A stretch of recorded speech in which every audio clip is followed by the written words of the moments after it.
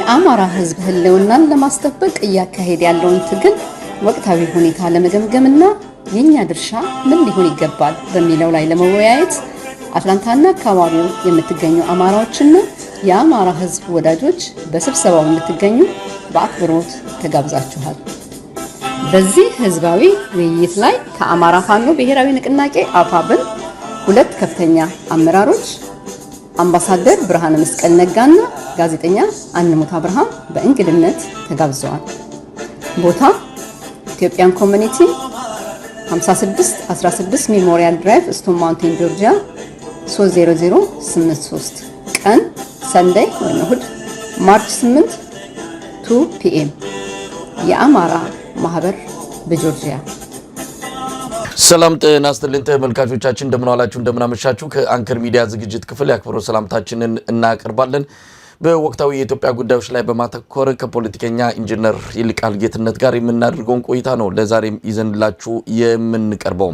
የአብይ አህመድ በትግርኛ ቋንቋ የሰጠው ቃለ መጠይቅ በርካታ ነገሮችን አንስቷል። ለትግራይና ለኤርትራ ህዝብ መልእክት ያስተላለፈበት ቆይታ እንዴት ይታያል በሚል አጀንዳ አድርገን ነው ዛሬ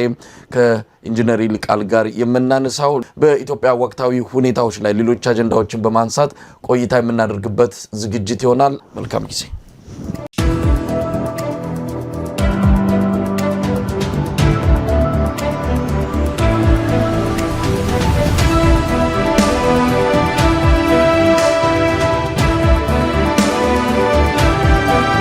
ጤና ይስጥልን ኢንጂነር ይልቃል። ሰላም መሳይ፣ እንዴት አለ? እንዴት ሰነበትክ? ደህና ነው ወይ? ያው ቀደም ሲል ያስተዋወቅኳቸው ርዕሰ ጉዳዮች ዋናዎቹ ቢኖሩም ሌሎችንም ነገሮች እናነሳለን። እንደው የዓለምንም ሁኔታ በትንሹ ብንቃኝ፣ ምክንያቱም በአንድም ይሁን በሌላ እየተከሰተ ያለው መካከለኛው ምስራቅ ላይ ያው የኢትዮጵያንም አጠቃላይ ሁኔታ ተጽዕኖ መፍጠሩ አይቀርም። አብይ አህመድ እንዳለው እነሱ ጋር ጦርነት ሲኖር እኛ ደግሞ ከዚህ ጦርነት እንዴት መጠቀም እንችላለን የሚል በቅርቡ ያቀረበውን ገለጻ ታስታውሳለን። እነሱ ስለተጨነቁ እኛ እንጨነቃለን፣ እነሱ ስለተደሰቱ እኛ እንደሰታለን ማለት አይደለም። ነገር ግን እነሱ ጋር ጦርነት ካለ ከጦርነቱ እንዴት መጠቀም እንችላለን የሚል ንግግር በቅርቡ ማድረጉ የሚታወስ ነው። ለማንኛውም ከዚህ ርዕሰ ጉዳይ እንጀምር። በዓለም አቀፍ ደረጃ ዓለም አይንና ጆሮ በአሁን ሰዓት መካከለኛው ምስራቅ ላይ ነው። ምናልባት ነገ የዓለም አጠቃላይ አካሄድ ስርዓት ይቀየራል የሚልም ነገሮች በስፋት እየተነሱ ነው። ጉልበተኞች እንደፈለጉ የሚሆኑበት፣ የተባበሩት መንግስታት ሁሉንም አባል ሀገራት በኩል ይዳኛል ተብሎ የሚጠበቀው ተቋም ግን ወደ ጎን ገሸሽ ተደርጎ ሌላ ጉልበተኛ አካል የፈለገውን የሚያደርግበት ዘመን መጣ የሚል ስለመጪው ዓለምም ስጋት የገባቸው ወገኖች ከወዲሁ ብዙ ነገር እየተናገሩ ነው ያሉትና ለማንኛውም አጠቃላይ ክስተቱን እንዴት እየተከታተልክ ነው ኢንጂነር ይልቃል? ከሱን ጀምር። መሳይ በድጋሚ አመሰግናለሁ ስለጋበዝከኝ። ከዚያ ቀጥዬ ከኛው መንደር ልነሳና አሁን ይሄ ያልከውና ስልጣን ላይ ያለው ሰውዬ ተናገረ ያልከው ስለ ውጭ ግንኙነትና ስለ ሀያላን ፍልሚያ በመሰረቱ ደንበኛ ደፋር አላዋቂ መሆኑን የሚያሳይ ነው። ዓለም አሁን እንደዚህ ጠባብ በሆነበትና አንድ ቦታ የሚነሳ ነገር ዓለምን ሁሉ በሚያዳርስበትና ሉዓላዊነት በሚባለው ዓለም አንድ መንደር በሆነበትና ወይም በግሎባላይዜሽን ዘመን ውስጥ ዓለም በንግድ በሰላም በጸጥታ እጅግ የተያያዘ በሆነበትና በፍጥነት ግንኙነት ባደገበት ዘመን ላይና ኢኮኖሚውም ሆነ ግንኙነቱ አጠቃላይ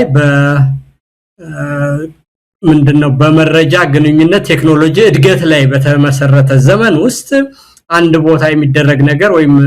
አንድ ሀያልና ሌላኛው ሀያል ሲጣሉ እኛን አይነካንም ከዛ ውስጥ ማትረፍ ነው የሚለው እንደው መችስ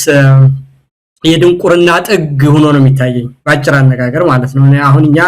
የነሱን አላዋቂነትና ቦታውን ያለመመጠን ባህሪ ስንናገር እኛንም የጨዋነት መጓደል እንዳያስመስልን እንጂ አንድ ኢትዮጵያን የሚያክል ሀገር የሚመራ ሰውና በዚህ ዘመን ለዛውም ደግሞ አዲስ ትውልድ ነው ብሎ የሚያምንና ኒው ጄነሬሽን ቴክኖሎጂ ምን እንደሆነ የዓለም አቀፍ ግንኙነትና የገንዘብ ምንጭ እንዴት እንደሚሰራ ለሚያቀሰው ይሄ አይነቱ ንግግር ከዲፕሎማሲ ዕውቀትም የምንገኝበትን ከቲንግ ቴክኖሎጂም በቅጡ ባለማወቅ ሁለተኛ ደግሞ ኢትዮጵያ የምትገኝበትን ሁኔታ ያለችበትን ሁኔታ የወደፊቱን ነገር ተጠንቅቆ መራመድ ሲገባ እንዲህ አይነቱ ንግግር እንደው ደንበኛ ጋጦጥነትን ጭምር ነው የሚያሳየው ካራክተር ዴብዝንም ያሳያል ይሄንን ካልኩኝ በኋላ በአጠቃላይ በአለም ላይ ያለው ነገር እንግዲህ እንደምታየው እዛ አካባቢ ያለው ነገር በጣም 20% የሚሆነው የነዳጅ ምንጭ የሚገኘው ከዛ ነው ሶ ያንን መስመር መዘጋቱና በአጠቃላይ ደግሞ እዛ አካባቢ ያለው ሚድልስት ያለው ሀገሮችን ሁሉ ያነካካ ነገር መፈጠሩ በቱሪዝምም በንግድም እንደዚሁ በነዳጅ ኃይል ስርጭትም አጠቃላይ በአለም ሰላም ላይም ያለው ችግር በጣም ሁሉንም የሚነካ ሆኖ ተገኝቷል አሁን በአጠቃላይ በአውሮፓና በአሲያን ካንትሪስ አካባቢ ያለው የስቶክ ማርኬት ሁሉና የነዳጅና የተፈጥሮ ጋዝ ዋጋ በፍጥነት እያደገ ከመንግስታት አልፎ የግለሰቦችን ህይወት ሁሉ በፍጥነት በሚነካበት ሁኔታ አደጋው መጥቷልና ይሄ እጅግ አደገኛ የሆነና ቶሎም ይቆማል ተብሎ የማይታሰብ ነው ሁለቱም ዋና ተፋላሚ ኃይሎች በእስራኤልም በኩል ሆነ በኢራን በኩል ያለው የፖለቲካ አመለካከት ረጅም ታሪክ ያለውና የባህልም የሃይማኖትም የስልጣኔም ፉክክር ያለበት ስለሆነ እንዲህ በቀላሉ አንዱን የሚያሸንፍበትና በቅርብ ውጤት የሚመጣ አይመስለኝም ኢራኖችም ላላቸው ያለማረዳድ የስልጣኔ መሰረት የራሳቸው ታሪክና ካምላክ አገናኝተው ስለሆነ ነገራቸውን የሚያዩት እንዲህ በቀላሉ በአካላዊ ጥቃት ብቻ ነገሩ በፍጥነት የሚፈልገው ውጤት በኃይል ሚዛን ብልጫ ብቻ ይገኛል ብሎ ለማለት ያስቸግራል በሌላው ወገን ደግሞ በእስራኤልም በኩል የህልውና አደጋ ነው ለመንግስታችን እውቅና የማይሰጥ ለመኖራችን ሁሉ አደጋ የሆነ መንግስትና ከክርስቶስ ልደት በፊት ሁሉ በታሪክ ያለንን የቦታ ባለቤትነት የሚነሳ ስለሆነ የህልውና ትግል ነው ብለው ያሉት ነውና በአጠቃላይ እንዳልኩ ከሃይማኖትም ከተፈጥሮ የመኖር መብት ጋርም ተያይዞ የመጣ ነገር ነው ስለዚህ ይሄ ነገር በአንድ ኢኮኖሚና የፖለቲካ ግጭት የመጣ ስላልሆነ ሰፋ ያለ የስልጣኔ ግጭትም ሆነ የሰርቫይቫል ጥያቄ ሆኖ የተነሳ ነገር ስለሆነ በአንድ ጊዜ አሁን በቅርቡ በሚታየው ነገር ብቻ ቶሎ ይቆማል ብሎ ለማለት አይቻልም ስለዚህ ይሄንን ሂደት ደግሞ ተጠንቅቆ ማየትና እንደው ከተራ የኃይል ሚዛን ሽሚያ ብቻና እንደው በወቅታዊ መግለጫ በመስጠት ብቻ ማየት የሚያስፈልግ አይመስለኝም የዓለም ሀያላን ሀገሮች እንዴት ያዩታል የአሜሪካ ፖለቲካ እንዴት ይሰራል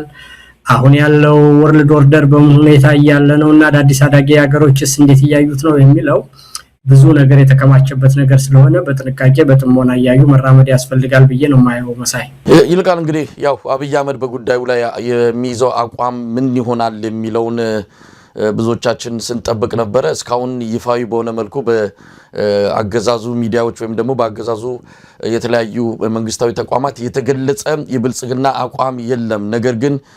ሁለት ሀገራት በዚህ ጦርነት ውስጥ በዚህ ግጭት ውስጥ ቀውስ ውስጥ ባንድሚውን በሌላ እየተመቱ በኢራን እየተመቱ ካሉት ሀገራት ውስጥ ኩዌትና ኳታር አብይ አህመድ ለመሪዎቻቸው ስልክ መደወሉንና እንዳናገራቸው ሀዘኑን እንደገለጸ ከነሱ ጎን እንደሚቆም በስልክ ከመሪዎቹ ጋር መነጋገራቸውን የነዚህ ሀገራት ሚዲያዎች ናቸው የገለጹት ሚዲያዎቹ ገልጸዋል ስለዚህ እነዚህ ሚዲያዎች ያቀረቡት ነገር ትክክለኛ ነው ብሎ መውሰድ ነው የሚቻለው በአብይ አህመድ በኩል እስካሁን ይሄን ነገር ስለመናገሩ ማረጋገጫ ማስተባበያም አልተሰጠም አብይ አህመድ እንግዲህ አቋም ይዘዋል በሀገራቱ ላይ ኢራን የምትፈጽመው ነገር ተገቢ እንዳልሆነ ይሄንንም ከጎናቸው ቆመው እንደሚያወግዝ ነው የገለጸው እስካሁን እንግዲህ ደሞዝ ከፋይ የሆነችው የአብይ አህመድ አገዛዝ የተባበሩት አረብ ኤሚሬትስ ናት ከፍተኛ ጉዳት የደረሰባትም አንዷ የተባበሩት አረብ ኤሚሬትስ እንደሆነች ይታወቃል ነገር ግን ከተባበሩት አረብ ኤሚሬትስ በኩል አብይ አህመድ መልእክት ስለመለዋወጡ ወይም ደግሞ ያዘን መልእክት ስለመላኩ የተሰማ ነገር የለም ምናልባት አብይ አህመድ አቋም ባንድሚውን በሌላ ያለያዘው ወይም ደግሞ እንደዚህ በጎን ይፋዊ ባልሆነ መልኩ ሀዘኑን የሚገልጽበትና አቋም የሚይዝበት ሁኔታ እንዴት ታየዋለ ከዲፕሎማሲ አንፃር ከአንድ የመንግስት ቁመና እንዲህ አይነቱ ነገር ወጥ ያልሆነ እንዲሁ በጀርባ የሚደረግ በፊት ለፊት የማይታይ ነገር ግን አደገኛ በሆነ መልኩ ደግሞ ሌሎች መልእክቶችን የሚያስተላልፍበት ሁኔታ እንዳለ ነው የምንሰማውና እዚህ ላይ እንደው አጭር አስተያየት መስጠት ከተቻለ እንግዲህ እንደምታውቀው ነው እኮ አሁን ኢትዮጵያ ውስጥ ያለው መንግስት ብዙ ነገሮችን የሚሰራው በተደጋጋሚ ካንተም ጋር እንደተነጋገርነው የማታለልና የማምታታት ተደብቆ የማለፍ እንጂ በአገር ደረጃ በደንብ ታስቦበት በማለሙያዎች ተጠንቶ ረጅም ጊዜ የሚራመድ እንደተጨባጭ ሁኔታው ደግሞ የሚከለስ አቋም ይዞ በውጭ ጉዳይ ፖሊሲ የሚመራ ሀገር አይደለም እና ዛሬ እቺን ብናገር ምን ይባላል በዚህ ፎቶ ምን አተርፋለሁ ተደብቄ ወዳጅ መስዬ በሌላው ግን ደግሞ ነጋድ ብቻ ምን አረጋለሁ የሚል በአጠቃላይ በዲሰፕሽን እና ማኒፑሌሽን የሚመራ እንጂ የውጭ ግንኙነት ስራ ራሱን የቻለ ስታንዳርድ ያለው ዕውቀት ያለው የደረጃ ታሪክ ያለው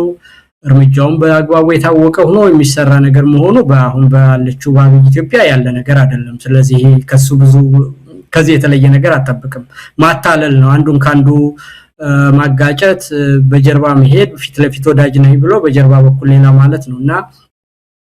መሆን የነበረበት እና ላይመንትም ሆነ ከጉዳዩ ገለልተኛ ሆኖ መቆየት ወይም ደግሞ በመርህ ደረጃ ይጠቅመኛል ካለ ባንዶ ግን እንደው ፕሪንሲፕልን መሰረት አድርጎ በጣም ከርተሲና ምንድነው ያገሩን ሁኔታ በሚመጥን መልኩ መርህ ላይ አተኩሮ ሐሳብ መናገር ይቻላል ካላስፈለገም ያጠና ነው ብሎ በሁለቱንም ወገን ዲስከሌት አድርጉ ብሎ ማለት ይቻላል ለጊዜውም በጥሞና መቆየት ይቻላልና ይሄ ሁሉ ነገር እንግዲህ ምንድነው መሽሎክለክና ማጭበርበር ያብይ መገለጫው መሆኑ ነው የሚያሳየው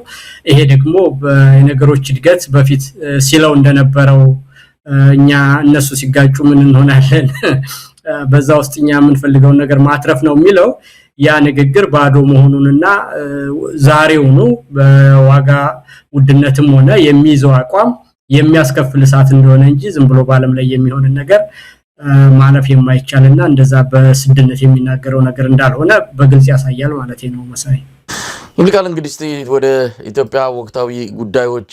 እንምጣና ጠቅለል አድርጌ አንዳንድ ክስተቶችን ላንሳና ጠቅለል ባለ መልኩ እንደው አገሪቱ ያለችበትን ነገር እንደው ካሳየ በሚል ነው እንግዲህ ኢትዮጵያ ሰሞኑን በየቀኑ አጀንዳ የሚፈለፈልባት ሀገር ናት ዋና ዋናዎቹን አነሳለሁ በኦሮሚያ ክልል ምስራቅ አርሲ ሻርካ ወረዳ እየተፈጸመ ያለው የኢትዮጵያ ኦርቶዶክስ ተዋሕዶ እምነት ተከታዮች ግድያ በማባራ መልኩ አሁንም ዛሬ ስቱዲዮ ከመግባታችን በፊት ከሰዓታት በፊት እንደዚሁ ከዛው አካባቢ በሌሊትም የሚደውሉልን ሰዎች አሉ ድረሱልን ይያሉ የሚደርስላቸው የለም እንግዲህ ሳምንት ሊሆነው ነው በየቀኑ ሰው እየተገደለ ነው የአማራ ፋኖ ብሔራዊ ንቅናቄ መግለጫ ወጣበት የኦሮሞ ነጻነት ሰራዊት ኦላም እንደዚሁ ድርጊቱን ያወገዘበት የኢትዮጵያ እስልምና ጉዳዮች መጅሊሱም በተመሳሳይ የኦሮሞ ፖለቲከኞች እውነት ለመናገር በፊት ለፊት መተው ጭምር የነን ድርጊት ያወገዙበት ሁኔታ ነው ያለው ነገር ግን እስካሁን ከአብይ አህመድ አገዛዝ በኩል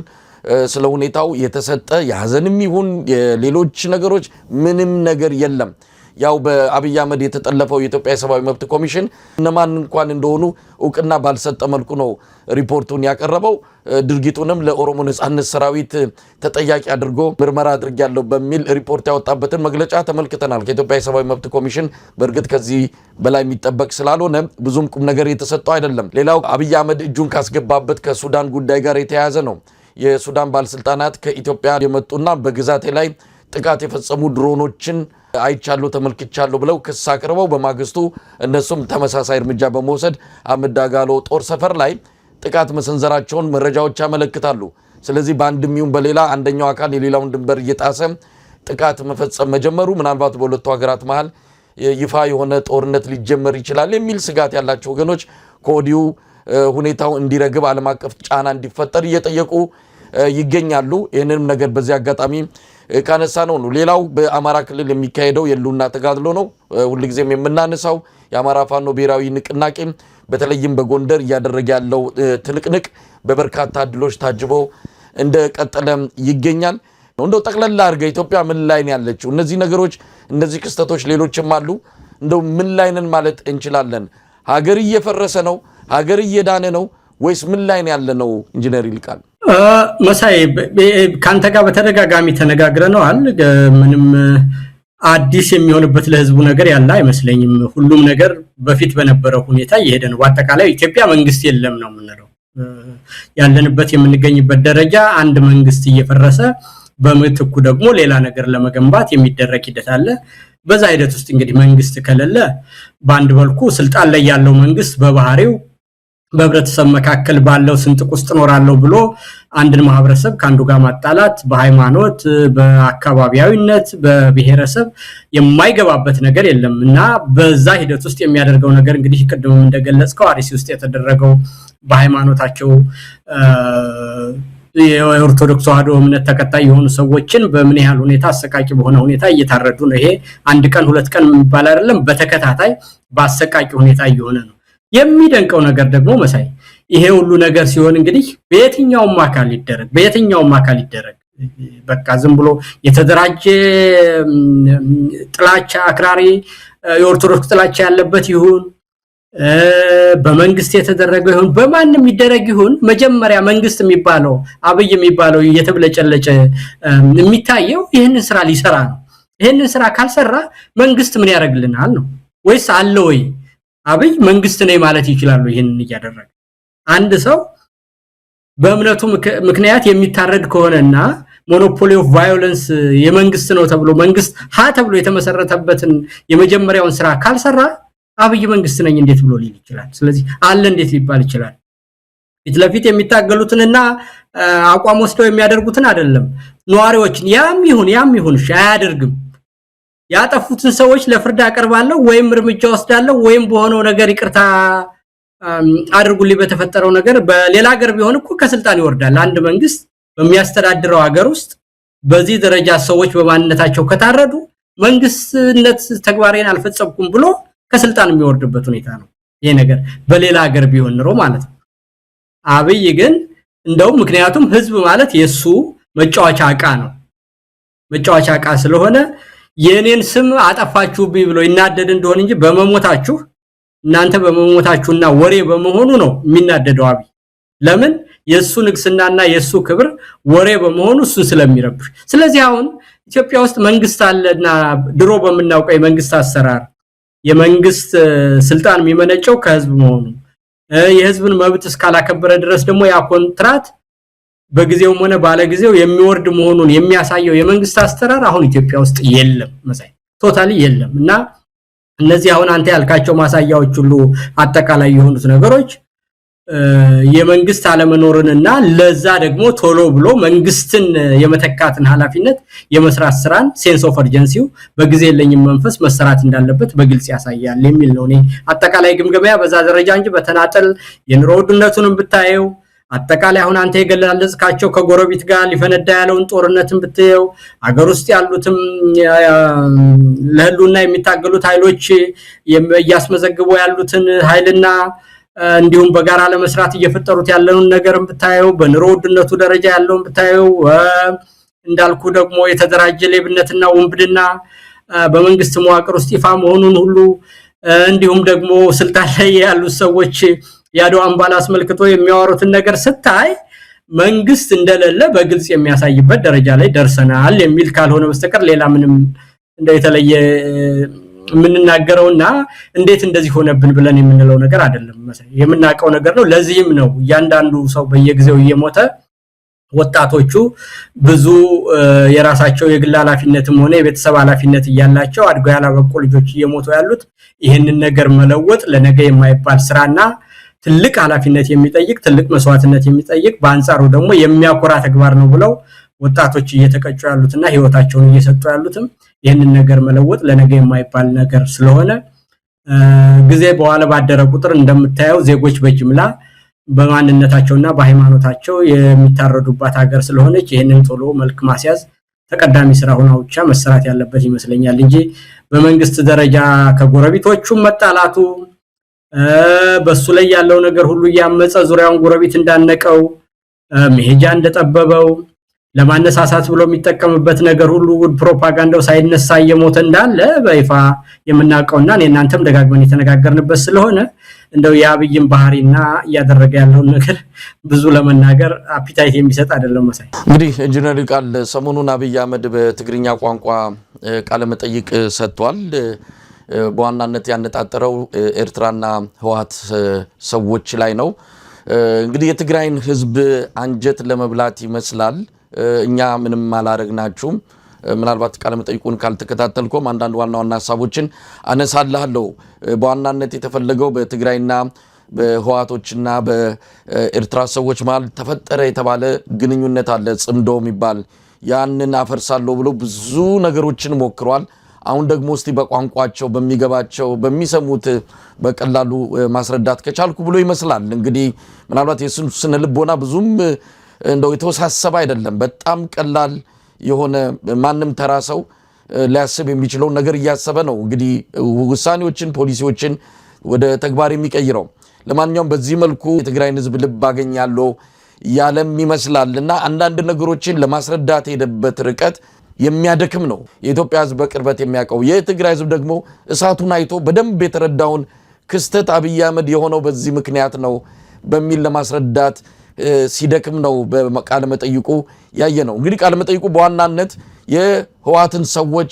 ማንኳሰስ የህዋትን ሰዎች ኋላ ቀር ናቸው፣ ደንቆሮች ናቸው፣ አንድ ቦታ ተቸንክረው የቀሩ ናቸው፣ ባለፈው ያ ሁሉ ጥፋት የተፈጸመው በእነሱ ምክንያት ነው፣ አሁንም ተመልሰው ያንን ጥፋት በትግራይ ህዝብ ላይ ለመፈጸም እየሰሩ ናቸው፣ ስለዚህ አትስሟቸው ነው በግንባር ቀደምትነት የአብይ አህመድ የቃለ መጠይቁ መሪ ወይም ደግሞ ጭብጥ መልእክት። ሌላው የሻዕቢያን መንግስት ጥፋተኛ ማድረግ ገለዋል፣ ዘርፈዋል፣ አቃጥለዋል፣ ብዙ ጉዳት አምጥተዋል በትግራይ ህዝብ ላይ የሚል ነገር ነው ያነሳው። ከዛም ተሻግሮ ኤርትራን ለማሳነስ የኤርትራ ህዝብ ሀገሩ መቀመጥ አልቻለም፣ በየቦታው ነው የተሰደደው ወደ ኢትዮጵያ ወደ ባህር ባገኘው አጋጣሚ እየተሰደደ ሀገሩ ባዶ ሆኗል፣ አንድ ዩኒቨርሲቲ ማይባልም ነው ያላቸው የሚል የኤርትራን አጠቃላይ ሁኔታ የማሳነስና የማኮሰስ ነገር ነው ሲናገር የነበረው። እንደው በአጠቃላይ ከቃለ መጠይቁ አነሳስ ጀምሮ የተጠቀመበት ቋንቋ በፈለገው ቋንቋ ማስተላለፍ ይቻላል። ግን ለምን አሁን ላይ እንደምንሰማው ከሆነ የትግራይ ኃይሎች የአብይ አህመድ ወታደሮች ትግራይ እንዳይገቡ ከልክለዋል። እውነት ለመናገር አስገራሚ ነው። የፌደራል መንግስት ሆኖ ትግራይ ከኢትዮጵያ ካልሆነ አብይ ግን ትግራይ ላይ ሰራዊቱን ማስገባት እንደማይችል ነው እየተረዳን እየመጣ ነው። እንዴት ታየዋለህ ኢንጂነር ይልቃል? መሳይ እንግዲህ እንደምታውቀው አሁን እኛ የምንናገረው ስለ ራሳችን ሀገርና ስለ ጦርነትን ይዞ አዝሎ የሚመጣ ሁኔታ ነው የምንናገረውና ያ ስለሆነ ብዙ በደስታ የምንናገረውና እንደው አቃለን የሰውየው መጥፎ ባህሪ ብቻ ያወቅነውም ቢሆን የመጣነውን ሰውዬ ባህሪ በማቃለልና ባህሪውን በመግለጽ ብቻ የሚሆን አይደለም። ያ ይዞት የሚመጣው ጦስና አሁንም በአገር ላይ ያደረገ ያለው ከባድ ስለሆነ ከዛም በኋላ ጦርነት የሚባለው ነገር በራሱ በባህሪው የሚያስከትለው ጦስና ጣጣ እስካሁንም እየደረሰብን ያለው ነገር ወደፊትም ሊደርስ ያለው በጣም ከባድ በመሆኑ በዛ ደረጃ ያሳዝነኛል። በሌላው ወገን ግን መሳይ አሁን ይሄ ሰውዬ ልክ እንደ ምንድነው ተዋናያን ነው እኮ የሚሆነው። አንድ ቀን የሆነ ነገር ብሎ በሆነ ጊዜ ፋኖን ጀግና የትም የሚሄድ መንግስት ፈለገውም አልፈለገውም ለሀገር ሁሉናና ለነጻነቱ ይዋጋል እድሜ ልኩን ብሎ ፋኖን ሰማይ አድርጎ ያወራል። ሌላ ቀን ደግሞ ያልመሰለው ጊዜ መሃይሞች ደንቆሮች ብሎ ያወራል። የኤርትራን መንግስትን በተመለከተ በእውነትና በፍቅር ከያዟችሁ ሁሉ ነገራችሁን ትሰጣላችሁ፣ በሌላ ወገን ደግሞ በልህና በማይሆን ነገር ካልሆነ እድሜ ልክ ትታገላላችሁ እንጂ ማትንበረከኩ ብሎ የኤርትራን ህዝብ ከሰማያት አድርሶ ይናገራል። ከዛም ያለፈ እንደው ፕሬዝዳንት ኢሳያስን በልዩ ሁኔታ አድንቆ ለኢትዮጵያ ያላቸው ፍቅር ብሎ በእጅጉ በሚደንቅ ሁኔታ ይናገራል። የህዋትንም ሰዎች ቢሆን ሌላውን ተቃዋሚ ያንቋሸሸ ለዲሞክራሲና ለተቋማዊ አሰራር ቅን አመለካከት ስላላቸው ነው መሳሪያውም ጦሩን በእጃቸው ያለ ስልጣን አስረክበውኝ ይሄዱት በዚህ ለናከብራቸው ይገባል ብሎ እኔ ራሴን በተገኘውበት ስብሰባ ውስጥ ሲናገር ሰምቻለሁ ሂልተን ሆቴል ውስጥ። እንግዲህ ይሄ ሰውዬ በፈለገው ጊዜ የፈለገውን ነገር የሚጫወት አንድ ሰው የሀገር መሪ ሳይሆን ቲያትረኛ ነው እኔ የማውቀው ማለት ነው። አንድ ህዋት ሌላ አይደለም። የኤርትራ መንግስትም ሆነ መሪዎችም ሆነ አጠቃላይ ኤርትራ የሚባለው ሀገር ዛሬ የተፈጠረ አይደለም። አብይም ዛሬ የተፈጠረ አይደለም። ኢትዮጵያም ዛሬ የተፈጠረች ሀገር አይደለም። እንደውም ከአንድ ወርና ከሁለት ወር በፊት ያለው ሁኔታና አሁን ያለው ነገር በምንም አይነት የተቀየረ ነገር የለም። የተቀየረ ነገር ቢኖር አብይ የማይችል ሰው ስለሆነ ቀን በሄደ ቁጥር እየሟሟና አለበት ወንበር ላይ እየሰመጠ ስለሄደ ባህሪው በየቀኑ እየተለዋወጠ መምጣቱን ነው እና የኤርትራ ዩኒቨርሲቲ አለመኖርና የኔሽን ቢልዲንጉ ችግር አለበት የለበት የሚለው ዛሬ የተፈጠረ ነገር አይደለም። ከአብይ ጋር ሲፈጠር ጀምሮ ኤርትራ ከኢትዮጵያ ከተለየ ጀምሮ 30 ምናምን ዓመት የቆየ ሀገር ነው። ስለዚህ ዛሬ ከአብይ ጋር ሲጣላ የተለየ ነገር ሆኖ የሚመጣ ወይም ደግሞ በተለየ ሁኔታ የሚበየን ወይም ደግሞ ለሚመጣው ነገር ሁኔታ ለኤርትራ መንግስት ችግር ሊሆን የሚችል ነገር በፍጹም የለም እና እሱ ያልገባው ነገር የሀገር ህልውናና ናሽናሊዝም ችግር ውስጥ ሲገባና የኢኮኖሚ ጦርነት ሲሆን ኢኮኖሚና ናሽናሊዝም ሲዋጋ ናሽናሊዝም ሁሉ ጊዜ ያሸነፈ እንደሚሄድ ሀገራዊ ብሔርተኝነት መጽሐፍ አንብቦ አያውቅም እና ያን ስለማያውቅ ነው እኔ ሌላ ልለው አልችልም። ስለዚህ ይሄንን ብዙ ሀያላን ሀገሮች በየቦታው እየገቡ ደጋግመን እስከሚሰለች ድረስ እንደምናቀው አንተም እንደምታቀው ኢራቅ ውስጥ አሜሪካ ገብቶ አፍጋኒስታን ውስጥ የተለያየ ራሺያ ገብተዋል፣ እንግሊዝ ገብተዋል፣ አሜሪካ ገብተዋል። ሁሉም ምንድነው the graveyard of empires ነው የሚባለው አፍጋኒስታን ማለት ደሃ ሀገርና ተራራ ያለበት ምንም ነገር የሌለበት ሀገር ነው። ግን ሁሉ ጊዜም የደፈሩትና ኃይሎች ሁሉ ያሸነፈ የሚወጣ መንግስት ነው። ያ ማለት እንግዲህ ናሽናሊዝም አንድ ሀገር በቃይ ካለ እኛም ቢሆን በ1936 የቦምብ እየወረደብን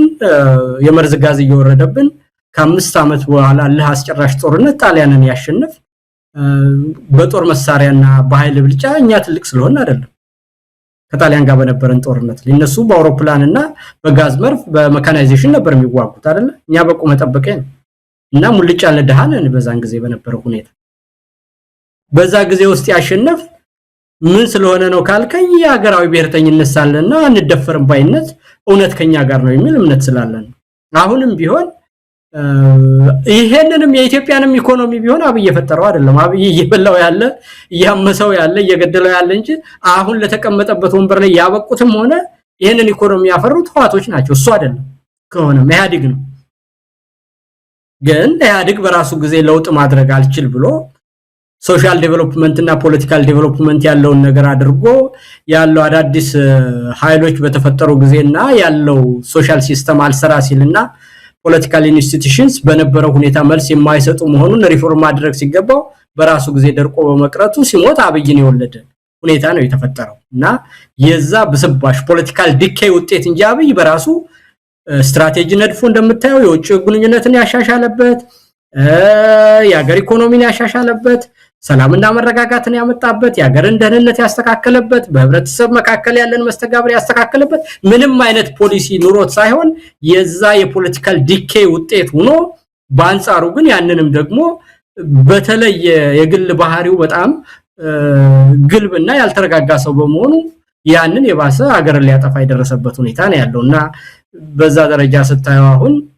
በዚህ ተሞኝቶ ከኤርትራም ህዝብ ፈርቶ አብይን የተለየ አቋም ይዝበት አይደለም። እንደውም ባለም አቀፍ ግንኙነቱና ባለው ሁኔታ ከአብይ የተሻለ ብዙ ኃይሎችን ከጎኑ እንዳሰለፈ የታወቀ ነገር ነው። ህዋትም ቢሆን ያኔ ወራጅ ኃይል በመሆኑና በነበረው የጦርነት ናሬቲቭ ውስጥ ሲሸነፍ በስተቀር የአብይ ልዩ ተዋጊነት እንዳልሆነ ሁሉን ነገር ያዛችሁትን ይዛችሁ ውጡ ጦርነቱን ህዝባዊ ያደርጉልኝ ብሎ ለምኖ በኢትዮጵያ ህዝብ ላይ በቆመረው ቁማር እንዳገኘ የታወቀ ነገር ነው እና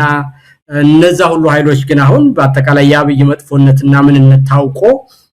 በኤርትራ በኩልም በትግራይ በኩልም በአማራ በኩልም በኦሮሚያም ያለው ኃይል ሁሉ ወደፊት ያያየና መጪውን የኢትዮጵያ ሁኔታ በጋራ ለመበየን የጋራ መግባባት የተደረገበትና ባልተለመደ ሁኔታ በታሪክ ታይቶ በማይታወቅ ሁኔታ በጋራ እየተመሙ ያሉበት ሁኔታ ነው ያለውና የአብይ መግለጫ በአጠቃላይ በፍርሃት ውስጥ ተውጦ ያደረገው ነገር መሆኑን በግልጽ ያሳያል። ለመሳይ ምናልባት ይልቃል የጦርነት መንደርደሪያ ብለውም የወሰዱ ወገኖች አሉ። ወደ ትግራይ የሚያደርገውን ምናልባት እያሰበ እየተዘጋጀ ያለውን ጦርነት ምክንያታዊ አድርጎ ይሄው እነሱ እንዲህ ስላደረጉ ነው ምክንያት ሰበብ የመፈለግ እንደሆነም አድርገውና ምናልባት ከዚህ ቃል መጠይቅ በኋላ አንዳንድ ምልክቶችንም እያየን ነው ትግራይ ላይ ጦርነት ለመክፈት አብይ አህመድ ተዘጋጅቷል የሚለውን የማጠናከሪያ ምንድነው መልእክትም አድርገው የወሰዱ ወገኖች አሉ። እውነት ለመናገር ቃለ መጠይቁን በትርጉም ካየነው በኋላ አዲስ ነገር በእርግጥም የለም። የሚያሳዝነው ግን ያኔ ያን ሁሉ መከራ ያመጣ ሰውዬ ዛሬ አዳኝና መፍትሄ በእጁ ያለ አድርጎ በዚህ ደረጃ የትግራይን ህዝብ ግንዛቤ የሚፈታተንና ንቀትም ያለበት ጭምር አርጎ መምጣቱ እንጂ የተለየ መፍትሄ ከአብይ አህመድ ይመጣል ተብሎ አይደለም። እውነት ግን ጦርነት ሊገባ ይችላል። ይሄንንም ቃለ መጠይቅ ወደዛ መንደርደሪያ አድርገን ልንወስደው እንችላለን። እሱማ በደንብ የሚታይ ነው እኮ መሳይ፣ ምንም ወዲያና ወዲህ የሚያሰኝ አይደለም። ፈርቷል ያለ ጥርጥር። ምክንያቱም እሱ የለመደው በትግራይና በአማራ መካከል ያለው ገደል ስንጥቁ ሁልጊዜ እየሰፋ የተጋጩ እንዲኖሩለት እንዲሁም ደግሞ በትግራይና በኤርትራ መካከል ያለውንም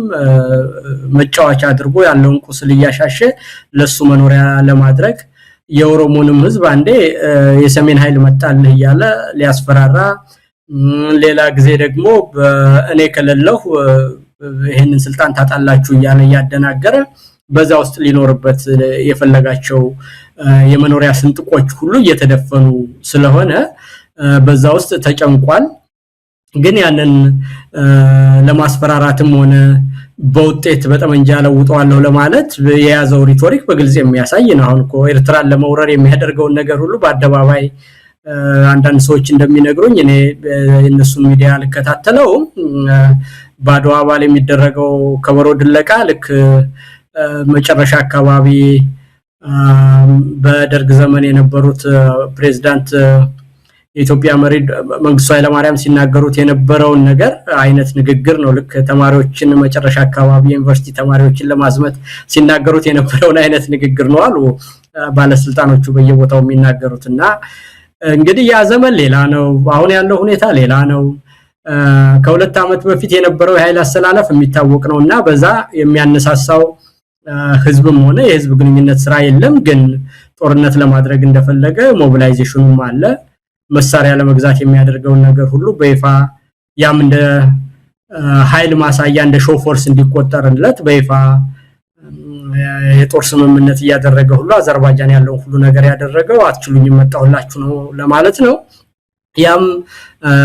አልበቃ ካለው በሚያውቁት ቋንቋ በሚል አንተ ቅድም እንዳልከው ኦሮሚያም ሂዶ ተናግሯል። ለትግራይና ለኤርትራ ህዝብም ደግሞ በትግሬኛ ልናገር በሚል እንግዲህ ትንሽ ጦርነቱን ሳደርግ ያንን ተከትሎ የሚመጣ የድጋፍ መሰረት ምናልባት ባገይ በሚል ነው። ግን ጦርነቱ በዚህም ተባለ በዛ በዚህ ደረጃ ያለ ነገር ዝም ብሎ እንደዚሁ ተደርበብ እንዳለ ለረጅም ጊዜ መቆየት አይችልም። መሳይ ያለው ነባራዊ ሁኔታ አንድ አይነት ነገርን ይላል። አንድ አብይ ልብ ገዝቶ የኢትዮጵያን ችግሮች ከኢትዮጵያ የፖለቲካ ኃይሎች ጋር ከሁሉም የህብረተሰብ ጋር ውይይት አድርጎ መፍትሄ መፈለግ ነው አይደለም። ይሄ ደግሞ በምንም አይነት በአብይ ባህሪ 8 ዓመት ሙሉ እንዳየነው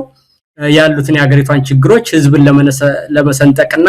ለማጣላት የበለጠ ይተቀምበታል እንጂ አንዱንም ችግር እስካሁን ድረስ ካየናቸው የተለያየ ኮሚቴ አቋቁሟል፣ የተለያየ ነገር አውርቷል፣ ስለተለያዩ ችግሮች ቁስል ያሻሸ ስለሁሉም ነገር አውርቷል። ስለ ኢትዮጵያና ኤርትራ ስላለው ድንበር፣ በተለያዩ አካባቢዎች ስለሚኖረው የህብረተሰብ ክፍል፣ በትግራይና በአማራ መካከል ባሉት መሬቶች በእነዚህ ሁሉ ነገሮች ያሉ ጥያቄዎችን ራሱ ሊጠቀምባቸው ከመፈለግ በስተቀር አንዱንም ነገር ሳይፈታ ይኸው 8 ዓመት ኖሯልና ችግሮች እስካሉ ድረስ ደግሞ እነዚህን ችግሮች እንደማይፈታ 8 ዓመት ታይቷል። እነዚህ ችግሮች ደግሞ እያሉ ዝም ብሎ በሰላም መኖር እንደማይቻል የትግራይ ህዝብ እንደምታውቀው በረሃብም እየተሰቃየ ልክ በጡጦ እንደሚረጭ በስሪንጅ ነገር እያደረገ እየሸመቀቀ ለመግደል የሚያደርገው ነገር እስከ ዛሬ ድረስ ዜና ሲሰማ ደሞዝ መክፈል ሁሉ የማይቻልበት ደረጃ ላይ ደርሷል የሚል ነገር ነው የሰማሁትና በአማራና በኦሮሚያ ላይ በይፋ ጦርነት አውጇል። ከጎረቤቶቻችን ጋር ሁሉ አጠቃላይ እንግዲህ ካልወረርኳችሁ እያለ ከኤርትራ ጋር ሁሉ ጧት ማታ የሚያደርገው ነገር ታያለና ይሄ ነገር ሁለት ምርጫ ነው ያለው። አንድ በተለየ ምክንያት በጦርነት ጨርሰዋለሁ ብሎ እሱም አደረገው ሆነ በሌላው ተነሳ መደረጉ አይቀርም። ሁለተኛው ነገር ደግሞና ቀናው መንገድ ካለ አብይ ልብ ገዝቶ መፍትሄ ይፈልጋል የሚል ነው። ይሄ ደግሞ እንግዲህ አብይ ዛሬ ሌላ ሰው ሆነ ካላልን በስተቀር በሰላማዊ መንገድ ችግሮችን አድሬስ አድርጎ ከልብ ተቀብሎ ያንን ነገር ማድረግ ተጠያቂነትም አለ በዚያ ውስጥ። በባህሪውም ለዛ አይነት ነገር ዝግጁ የሆነ ሰውና እውነትን የሚጋፈጥ ሰው አይደለም። መፍትሄ ማግኘት የሚቻል ስላይደለ በእኔ እምነት ቅድም እንዳልኩ ስለ ሀገራችን ስለምንዋራ ጦርነት የሚያስከትለው ጉዳት በሂደቱ ማንም ያሸንፍ ማን የሚመጣው ጠባሳና የሚሞተው ህዝብ የራሳችን ሰው ነው በግራ በቀኝ የሚያመጣው ጠባሳ ደግሞ ሁልጊዜ ተሸክመነው የምንኖረው ነገር ስለሆነ በደስታ የምንናገረው ነገር አይደለም እንጂ እውነታውን ስንጋፈጥ ግን ጦርነቱ የማይቀር ነገር መሆኑ የታወቀ ነው መሳይ ጀነራል ቃል እንግዲህ በቃለ መጠይቁ ላይ ያነሳቸው አንድ ሁለት ነገሮች ምናልባት በተለይም ከህግ በላይነት ጋር በተያዘ የህግ በላይነትን ስለማይቀበሉ ነው ህዋቶች የሚል ነገር ያነሳበት አሁን ችግሩን ለመፍታት የሽግግር ፍትህ ገለልተኛ በሆነ የሽግግር ፍትህ አማካይነት ነገሮች እንዲፈቱ እናደርገውን ጥረት ሁሉ ህዋቶች እንደማይቀበሉ ለህገ መንግስቱ እንደማይገዙ ለምርጫ ቦርድ ውሳኔዎች እንደማይገዙ ይሄን ሁሉ ይጠቅሳል በሌላም የሆነ ጅላቸው ደግሞ የሌላ ሀገር ጣልቃ ገብነትን ጎትተው ያመጡ ናቸው ይሄ ከፍተኛ ወንጀል ነው ሌላ ሀገር በእኛ ጉዳይ ላይ እንዲወስን የሚያደርግ በሩን ከፍተውታል የሚልም ያው ሌላ የለም እንግዲህ ኤርትራ ናት ኤርትራ ደግሞ እንግዲህ ወደ ኋላ መለስ ብሎ የሱንም ውሳኔና የሱንም ድርጊት መፈተሽ የሚገባ ነው ነገር ግን ምንም እንዳልተፈጠረ በሁሉም ወንጀሎች ዋና ተጠያቂ እሱ መሆኑ የኢትዮጵያ ህዝብ እየተረዳ ባለበት በዚህ ወቅት ላይ እሱ ግን ህዋቶችን ተጠያቂ ያደረገበትን ነው ቃለ መጠይቅ ነው የሰጠው እንደው በቃለ መጠይቁ ያነሳውን አንድ ነገር ምናልባት ከመፍትሄም አንፃር አንተ እየጠቀስከዋልና እሱን ላንሳው በኢትዮጵያ የሚስተዋሉ አንዳንድ ግጭቶች ምንጫቸው መፍትሄ ያጣ ስርዓት የወለዳቸው መሆናቸውንና እነዚህ ችግሮች በውይይት መፍታት እንደሚገባ ጠቅሷል ይላል እንግዲህ የመንግስት ቴሌቪዥን የዜና አድርጎ ያወጣውን ነው የምንመለከተው የሰሜኑ ጦርነትም ቢሆን የራሱ ልዩ ባህሪ ቢኖረውም ከሀገራዊ መዋቅሩ የተለየ ችግር ተደርጎ ሊወሰድ አይገባም ሀገሪቱ የሚታዩ ግጭቶች በምርጫ በፍርድ ቤት ወይም በወታደራዊ መንገድ ብቻ ዘላቂ መፍትሄ ያገኛሉ ተብሎም አይታመንም ነው እንግዲህ ይሄ እምነቱ ወደ ብሔራዊ ውይይት ወደ ምክክር ካልመጣም በስተቀር በማንኛውም በኃይልም ሆነ በሌላ መንገድ መፍታት አንችልም ነው ለዚህ ማን ነው ማነቆ የሆነው ይሄ ነገር እንዳይመጣ ኢትዮጵያውያን የምርም ተነጋግረው ካንጀታቸው አውርተውና ተመካክረው ለውጥ እንዳያመጡ እንቅፋት የሆነ ማን ሆነና ነው ዛሬ ኢትዮጵያ ችግር የሚፈታው በዚህ መልኩ ነው የሚል ምናልባት እንዲህ አይነት አቋም ይዤ መጥቻለሁ የሚል ነገር አንስቷል ይሄንንስ እንዴት ታዋለ እውነት አብይ አህመድ የፈጠራቸው ችግሮች አይደሉም የኢትዮጵያ ዋና በዚህ ወቅት ላይ የተከመሩ ተደራርበው የመጡ በአለፉት ዘመናት የነበሩትና አሁንም ድረስ የተሻገሩ ችግሮች ይኖራሉ ነገር ግን አዳዲስና ኢትዮጵያን የለውና አደጋ ውስጥ የከተቱ ችግሮች በዚህ ሰውዬ ይመጡ አይደለም ወይ ምን ማለቱ ነው 100% እንግዲህ ይሄን እንዳልኩ ነው አንድ ሰው እኔ ኢትዮጵያ ውስጥ ስጋትም ያለብኝ በየምራፉ የሚያስብና የሚነወልል ሰው ድራማ አንድ ምራፍ ላይ ሰው ሰካራም ነው ይጫወታል ሌላ ጊዜ ላይ ንጉስ ነው ይጫወታል ሌላ ጊዜ ላይ ወጣት ይሆናል ሌላኛው ላይ ደግሞ አንድ 80 ዓመት አዛውንት ነው ይጫወታል ያ ቲያትር ነው እኔ የማውቀው እንጂ በምድር ላይ ከሆነ አብይ የሚባል ሰው 30 ሰው በአንድ ቀን ሲገደል መግለጫ የማይሰጥና ስለሞቱ ሰዎች ምንም ደንታ የሌለው ሰው እንዴት መፍትሄ አካል ይሆናል ብሎ ሰው ሊያስብ ይችላል መሳይ እኔ በጣም የደንቀኝ ነገር ነው እኔ እንደው አሁን አንተም እኮ ይሄንን ስታወራ ለኔ እውነቱን ለመናገር እንትን የለኝም ምንድነው በዚህ ደረጃ መነጋገር ምንድነው አቅም ያንሰኛል ማለት ነው እንዴ በጣም ቋውሬ ነው ይሄ ሰውዬ እኮ ጭራቅ ነው ያን ሁሉ ጦርነት አድርጎ አሁንም ደግሞ ነዳጅ አይሄድም ከፌደራል መንግስት ያለው በፌደሬሽኑ መሰረት ያለው የክልሎች ድጎማ በአጠቃላይ ከርዳታና ከብድር የሚገኝ ማለት እኮ ነው የመሪዎች ምንድነው ደግነት አይደለም እኮ ለትግራይ ህዝብ የሚሄደው የፌደራል በጀት ማለት የራስ አስተዳደር አለ የጋራ አስተዳደር አለ በዛ መሰረት የክልሎች የሚደርስ በፌደራል የሚተዳደሩ ስራዎች ስላሉ በዛ መሰረት የሚደረግ ድልድል እንጂ በአብይ ደግነትና አንዱ ላንዱ እንትንድነው ምጽወታ የሚሰጠው ገንዘብ አይደለም ያንን ሁሉ አግዶ በተለያየ መንገድ በፕሮፓጋንዳ ልዩነት እየሰነጠቀ እየኖረ ነገሩ ጠበቅ ባለበት መስሎ አሁንም ልባችሁን ፍቱና ቀበቷችሁን ፍቱና ተታለሉልኝ እኔ በላያችሁ ላይ ሲጨፍር ልኖር እንደማለት እኮ ነውና እና እኔ ይሄንን ነገር ምለው የኢትዮጵያ ህዝብ መቁረጥ አለበት ሁሉ ጊዜ እየተታለሉና የማይመጣን ነገር እየጠበቁ በመከራ መኖር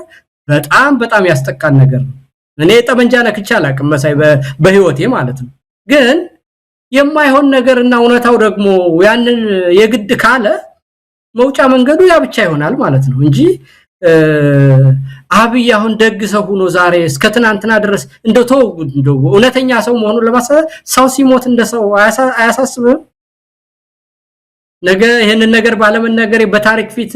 እንደው የሚመጣው ነገር ነውር ነው በልጆቼ ብሎ እንደው ሶስት መስመር መግለጫ ማንን ገደለ መሳይ እና እንዲህ አይነት ሰው ስለ ህዝብ እኩልነት ስለ ራስን ማስተዳደር ስለ ፍትህ ስለ እውነት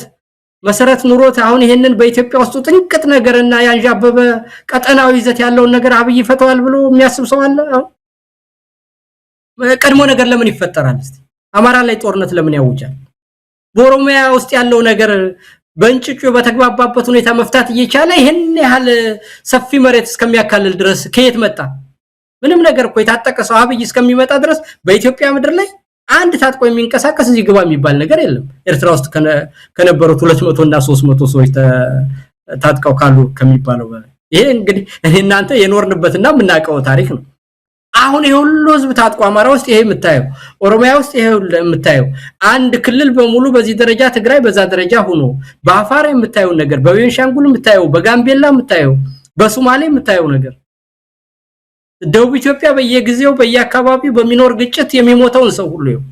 ኢኮኖሚው በዚህ ደረጃ ሆኖ በጎረቤቶቻችን አጠቃላይ ያልተጣለው አንዴ ታዲያ ይሄ ሁሉ ነገር ባንጃበበበት ሁኔታ በቴሌቪዥን በትግረኛ ዛሬ ስለወራ ይችን ቃላት ተናገረ እንዲህ ለማለት ነው ያለሚ ተረጉም ሰው ካለ ራሱን ያታለለ ነው ማለት ነው የነገሮች እድገት ነው አንድ ነገር ፖለቲካል ዴቨሎፕመንት የራሱ ባህሪ ያለው አንድ ነገር ከተነስቶ ወዴት ይሄዳል መጨረሻው ምን ይሆናል የሚሉት ነገሮች በግልጽ የሚታዩ ናቸው አንድ ነው ግልጽ የሆነልኝ ነገር የትግራይ ሊቃንና አመራሮቹ በሚገባ ተረድተውታል ቅርብ ጊዜ ያማኔውልን ቃለ መጠይቅ አይቼዋለሁ ከቴዲሮት ጋር ያደረገው ስለ የተኩስ አቁም ስምምነት ምንነትና ዓለም አቀፍ ባህሪያት በግልጽ ሲናገር አይቼዋለሁ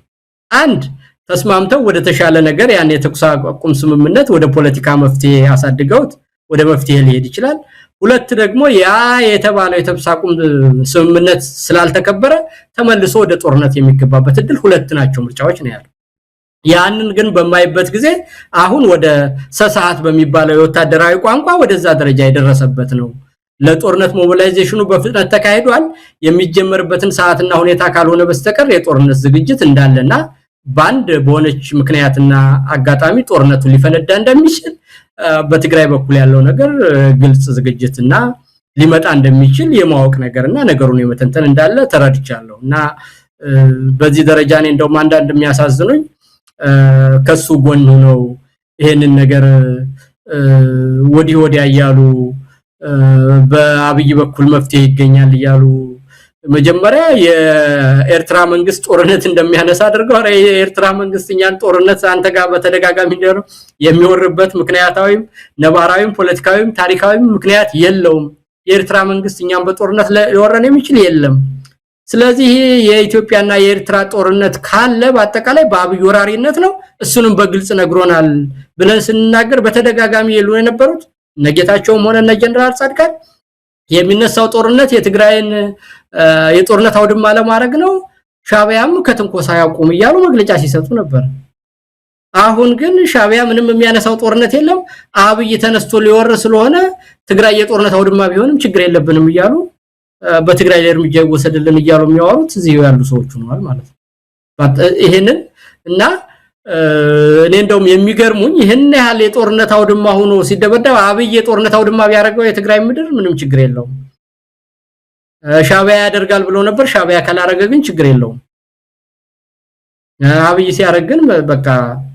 መቀበልና እንደውም አብረን ማረግና ጦርነቱን ማሳጠር ነው የሚገባን ብለው ያንን ጦርነት ራሳቸው ሲገላቸው ከነበረ ሰውና ሲያሳዳቸው ከነበረ ጋር ሆኖ መልሰው ትግራይን የጦርነት አውድማ ማድረግ እኛ ካደረግነው ችግር የለም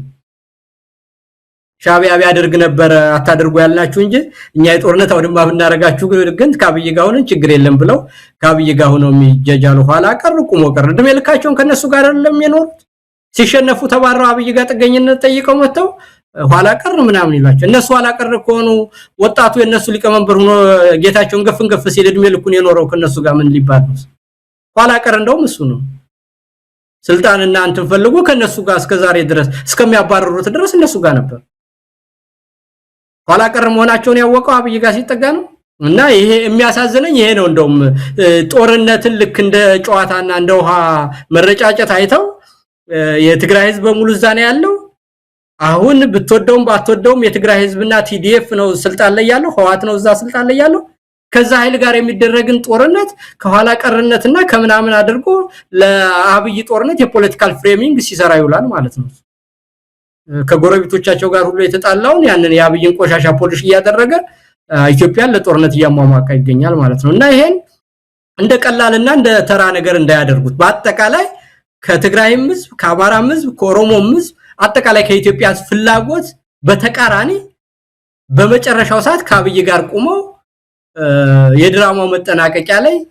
ትልቅ ክደት የፈጸሙና በወንጀል የሚጠየቁ መሆናቸውንም ይሄንን እንደው ሊያውቁት ይገባል ብዬ ይሄንን እንደው መናገር ስለፈለኩ ነው መሳይ ኢንጂነር ሊቃል አብይ አህመድ ቲያትረኛ ነው የሚለውን ቃል ምናልባት በደንብ የሚያሳይ የአጭር ቀናት የአብይ አህመድ እንቅስቃሴ መለስ ብሎ መቃኘት የሚያስፈልግ ነው ወለጋ ሄደና በኦሮምኛ ቋንቋ ሰሜኖቹ ሊመጡ ነው ቢላዋ ገዝግዘው የኦሮሞን ህዝብ ሊያርዱ ነው ይሄን ቃል በቃል የተናገረው ነው ወለጋ ሄደው በኦሮምኛ ቋንቋ እና ሰሜኖቹ ሚላቸው የትግራይን ያማራን ያፋርን ኤርትራንም ጭምር እነዚህ ናቸው እንግዲህ ቢላዋ እየሳሉ የኦሮሞን ህዝብ ሊያርዱ ነው ብሎ እንዲህ አይነት መልእክት በ21ኛው ክፍለ ዘመን በዚህ በሰለጠነው ዓለም ላይ እንዲህ አይነት መልእክት አስተላልፎ ከነቀምት ይመጣና ደግሞ አዲስ አበባ ላይ ሌላ ሰው ነው የሆነው የትግራይ ህዝብ ጋር ይመጣና ደግሞ ብልጽግና ነው ለናንተ ሁሉን ነገር ያመቻቸ ያለው እናንተን እዚህ መቀመቅ ውስጥ የከተተው ይሄ ህዋት የሚባለው ቆሞ ቀር ቡድን ነው ይላል ደግሞ ለአማራም ሌላ ቋንቋ ለእንደዚህ አይነት ተዋናይ ብቻ የሚገልጸው አይደለም ግን እዚህ ላይ መጠንቀቅ የሚገባውና በጣም ማስመር የሚገባው ሰው እየሞተ ነው አብይ አህመድም በተናገረ ቁጥር ሰው እያለቀ ነው እንዲሁ ዝም ብሎ ቲያትረኛ ነው ብሎ ምታልፈው ነገር አይደለም ሰው የሚያልቅበትን ትርክት ነው እየጠመቀ ግጭት በኢትዮጵያ ማል እየፈጠረ ያለው እንደው ከዚያም አንፃር መመልከትም ይገባል እሱ ወለጋ ደርሶ ሲመጣ የተፈጠረውን እናቃለን እዛ ሆሮ ጉድሩ በተለያዩ አካባቢዎች አሁን ትልቅ ሰባዊ ቀውስ ተፈጥሯል ሄዶ ከሚሴ ሄዶ ሲመጣ ከሚሴ ከእንደገና ለሁለተኛ ጊዜ አደጋ ውስጥ ነው ያለችው መንደሮች እየተቃጠሉ ነው እሱ እግሩ ረግጦ ሲወጣ የሚፈጠር የሚከሰት ነገር አለና እንዲሁ ዝም ብሎ ቲያትረኛ ነው እዚህ ምዛም ቋንቋውን ይቀይራል እንደ ጭብጨባው እንደ መድረኩ አቋሙ ይቀያየራል ብለን ምናልፈው አይደለም ሰው እየሞተበት ስላለ ነው እንደው በዚህ አጋጣሚ አንተም ነካክተከዋል የሶስቱ ኃይሎች በተለይ በዋናነት የህዋት የፋኖና የኦሮሞ ነጻነት ሰራዊት እንደው በይፋ ያልወጣ ትብብርን በመግለጫም በተለያዩ ያቋም ያብሮነትና ያጋርነት ስሜቶች አንዳንድ ነገሮች እየተስተዋሉ ነው ያሉት በቅርቡ አቶ ማኑኤል አሰፋ የህዋት ምክትል ሊቀመንበር በይፋ ነው የአማራ ህዝብ የዘር ማጥፋት ድርጊት እየተፈጸመበት እንደሆነ የገለጹት እንደውም እኛ ተባብረን ፋኖን እንድንወጋ ግብዣ ቀርቦልን እንቢ ብለናል ከብልጽግና ብሎ በይፋ ገልጾታል የኦሮሞ ነጻነት ሰራዊት በተለያየ መልኩ የአጋርነትና የአንድነት መልእክት ያስተላልፋል አሁን አርሲ ላይ በተፈጸመው የኦርቶዶክስ እምነት ተከታዮች ላይ ይሄን አጋርነቱን ያሳየው አማራንና ኦሮሞን ለማጋጨት የተጠመቀ ግጭት ነው ሁላችንም ከዚህ መጠንቀቅ አለብን ብሎ ነው እንግዲህ የኦሮሞ ነጻነት ሰራዊት በይፋ የገለጸው ይሄንን ጥምረት እንዴት ታየዋለ እንዲህ አይነቱ ነገር ነው አብይን የሚያስበረግገው ይሄ ነገር ነው ከእንቅልፍ እየነሳው በየጧቱ እየወጣ በየሚዲያው እንደዚህ አይነት አቋም ያንጸባረቀ የመጣውና እንዴት ታየዋለ ይልቃል ትክክል ነው ይሄ ፖለቲካሊ ኢቮልቭ ያደረገ እንደሄደና ነገሮቹ ያደጉ እንደመጡና በአመለካከት ደረጃ ይሄ ገሌምን ይለኛል ለህዝበኝነት ተብሎ የቆዩ ቁርሾች ስላሉ የፖለቲካ ልዩነት ስላሉ ይሄ ኮንስቲትዩንሲ እንዲህ ነው የሚያስብ እንደዚህ ነው የሚያስብ የሚባሉ ነገሮች አልፈው እንደሄዱና ሐቀኛ የሆነውና እውነተኛውን ነገር የመጋፈጡ ነገር በሁሉም ኃይሎች ላይ ግልጽ የሆነ መምጣቱን በግልጽ ያሳያል ከዚህ ይሄንን ነገር ከሰሜን ኢትዮጵያ ብንጀምር በአጠቃላይ የትግራይ ህዝብም ሆነ የአማራ ህዝብ የህሉና ትግል እንዳጋጠመው የኤርትራ መንግስትና የኤርትራ ፕሬዝዳንት በይፋ በቃለ መጠይቅ ተናግረዋል አንድ በለልኝ በራሳቸው ቴሌቪዥን በይፋ በትግራይ ህዝብም ላይ እየደረሰው ያለውን በአማራ ህዝብም ላይ በኦሮሞ ህዝብ ላይ ያለውን ነገር በይፋ በግልጽ ተናግረዋል ይሄ መጀመሪያቸው ነው ያሉኝ የትግራይ ሰዎችን በይፋ በትግራይ ህዝብ ውስጥ የሚደረገውን ጭፍጨፋ አውቅና ሰጠው በአደባባይ ሲናገሩ የኤርትራ ፕሬዝዳንት ኢሳያስ የመጀመሪያ ጊዜ ነው ይሄንን የምትረዳው ምንድነው በአቋም ደረጃ በይፋ ነገሮች አቋም እየተያዘባቸው መምጣታቸው ነው የሚያሳይ ማለት ነው። እንደዚሁም ደግሞ በትግራይ በኩል ስለ አማራ ህዝብና ስለ አማራ ኤሊት አጠቃላይም በጋራ ስላሉ ችግሮች ሲነገር የነበረው እስከዛሬ በጋራ መግባባትና መተማመን ያለ ቢመስልም በይፋ የህዋት ሊቀመንበርም የቲዲኤፍ ፋይሎችም በትግሬኛ ለኮንስቲቲዩንሲያቸው ቅድም እንዳልኩ አንዱ እንዲሰማ አንዱ እንዲሰማ ልካብይ በጀርባ ስልክ ደውሎ በአደባባይ ሌላ በሌላ እንደሚሆነው ሳይሆን በበዓል ላይ ህዝብ በተሰበሰበበት ላይ በትግሬኛ ቋንቋ ከሊቅ እስከ ደቂቅ ከገጠር እስከ ከተማ በሚሰማው ቋንቋ የአማራ ኤሊትንም እየወሰደ ባለው አቋም እንዳደረገ በአማራ ህዝብም ላይ እየደረሰ ያለውን ጭፍጨፋ እንደሚያደርግ ትግሉንም እንዲያጠናክር የትግራይ ኃይሎች በአደባባይ በተወካዮቻቸው በይፋ ተናግረዋል። ይሄ በዚህ ደረጃ አይተነው አናውቅም። ይሄንን እንግዲህ እንዴት ነው የምትረዳው ካልከኝ እየየም ሲደላ ነው። ልዩነት ስለሌለ አይደለም፣ እልህ ስለሌለ አይደለም፣ ፉክክር ስለሌለ አይደለም። ግን እነዛ ነገሮች ሁሉ ከአንድ ነገር ይቀድማል የሚለውን ነገር በአቋም ደረጃ እየተወሰዱ መሆናቸው እንዲሁም በኦሮሚያ ውስጥ አሁን ሰሞኑን በሆነው ነገር ላይ ኦኤልኤ የሰጠው መግለጫ ምንም ያልተደበሰበሰ ነው። እንደዚህ የሚያደርጉ ሰዎች ጠላቶቻችን ናቸው፣ የህዝብ ጠላት ናቸው፣ ተቃዋሚም አይደሉም፣ እንኳን ከኛ ለሰው ወገን ሊሆኑ አረመኔዎች ናቸው፣ ከሰው አይቆጠሩም፣ የፖለቲካ ፍላጎት ያላቸው አይደሉም። ይሄን የሚያደርጉ ሰዎች ወደፊት የሆነውን ህጋዊ ጥያቄዎቻችንን ሁሉ የሚያደበዘዙ ጠላቶቻችን ናቸው ብሎ ነው። እስካሁን ጊዜ ድረስ ግን እንደዚህ ብሎ መናገር አማራ ሲሞት ወይም ደግሞ ኦርቶዶክስ ተዋህዶ ሲሞት ይሄንን መናገር በኮንስቲቲዩንሲ ውስጥ ያስጠላኝ ሆኖ አማራና ቤተክርስቲያን ይሄን ነገር የኦሮሞ ህዝብ ጨቁነው ምናምን የሚባል አስተሳሰብ አለ አይደለም። ያ ይመጣል እየተባለ እያዩ እንኳን እንደ ህዝብ የሚያዝን ሰው ቢኖር እንኳን ደፍሮ የሚናገር ሰው አልነበረም። ደፍሮ የሚናገር ሰው አልነበረም በአቋም ደረጃ ይሄ ማለት ነው። ይመርመር ይጣራ እንደዚህ እየተባለ የተደበሰበሰ መግለጫ። አሁን ግን ይሄን የሚያደርጉ ሰዎች ከሰውነትም ተራ ይወጡ አረመኔዎች፣ ነፍሰ ገዳዮች የኛ ተቋሚም አይደሉም፣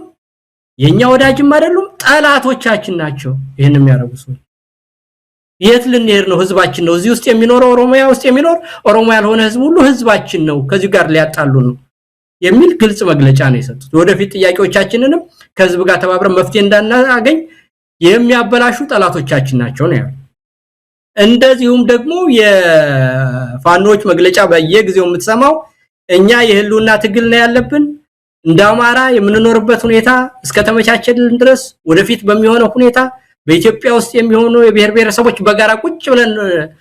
እንወስናለን። አሁን ጠላታችን ስልጣን ላይ ያለው 4 ኪሎ ያለው አብይ እንጂ ማንም ጠላታችን አይደለም። ይሄንን ለማስወገድ ከሚሰራ ጋር አይደለም ከሀገራችን ልጆች ጋር በቀጠናው ካሉ ኃይሎች ጋር ሁሉ ተባብረን እንሰራለን ብሎ በይፋ ሰጥቷል። ይሄንን የሚነግርህ እንግዲህ መሳይ ደምሬ ቀንሼ ስነግርህ አጠቃላይ በፊት የነበሩት መሽኮርመምና ለኮንስቲቲዩንሲ ተብሎ እየተጎማለለ መናገር የማዋጣና የህልውና ትግል በየተራ ያጠፋን እንደሆነ በሁሉም በኩል በግልጽ መታመንና አቋም መወሰድና በድፍረት ያንንም በአደባባይ መነገር መጀመሩን የሚያሳይ ነገር ነውና እንዲህ ያለው ነገር ደግሞ አብይን በመከፋፈልና በመዘልዘል አንዱን ካንዱ በማጣላትና በማጋጨት ኖራለሁ ብሎ ለሚያስበው ሰውዬ ዋናው ሽንጡን የሚቆርጥና አከርካሪውን የሚሰብር ነገር ስለሆነ ይሄም ነገር ደግሞ ለወደፊቱ ኢትዮጵያ መልካም የሚያመጣ ይሆን ነው ብሎ ህዝቡ ለሚጨነቅ ሰው ሁሉ ትልቅ ተስፋ የሚሰጥ ነገርና በእውነት የሚያበረታታ ነገር ነው። ደጋግሜ እንደምናገረው የኢትዮጵያውያን ችግሮች ከማንም የበለጠ አይደለም። ባዶ ፉክክርና ፖለቲካዊ የሆነውን ነገር ፖለቲካዊ በሆነ መንገድ ከመፍታት ይልቅ በስሜትና በልህ በመናናቅ ስለምናደርገው እንጂ ተነጋገርንበት ማንም ዝቅ ሳያደርግ ማንም ከማንም ሳይበልጥ በኩልነት ሁላችንም አሸናፊ የምንሆንበት መፍትሄ ማግኘት የሚቻል እንደሆነ ከማንኛውም ሀገር የተለየ ከባድ ችግር እንደሌለንና ምናልባትም ከተባበርንና ከተነጋገርን ግን በዚህ ደረጃ መጣላታችን ራሱ የሚቆጭና ያሳለፍነው ጊዜ ሁሉ የሚያንገበግበን እንደሚሆንና ወደፊት በተስፋ እንድናይ እጅግ የሚያበረታታ ነገር ሆኖ ነው ያገኘሁት። መሳይ ኢንጂነር ቃል ግን አብይ አህመድ አሁንም